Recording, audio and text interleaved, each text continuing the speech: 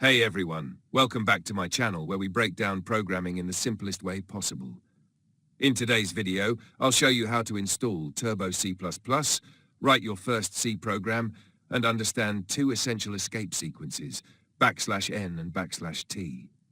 If you're a complete beginner in C programming, this is the perfect place to start. Let's go step by step. Let's begin by installing Turbo C++. Turbo C++ is a classic compiler for C and C++ that's still used in many schools and colleges. Go to your browser and search for Turbo C++ download.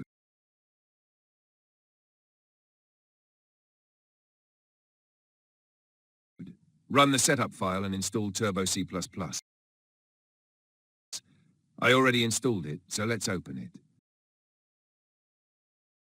Once it opens, press Alt-F and then enter to start writing your program. Let's write our first C code.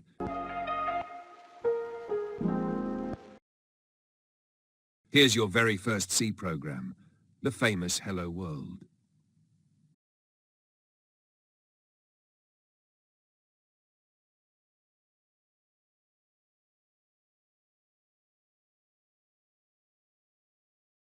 This line includes the standard input-output header file, which lets us use printf. This is the main function where your program starts. This line prints text to the screen.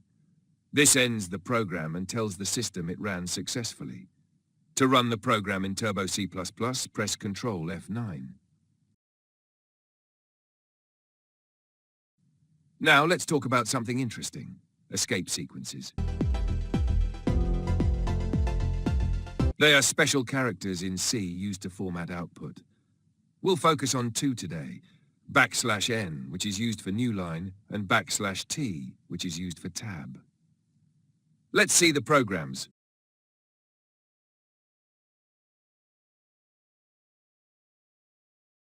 The \n tells the cursor to move to a new line.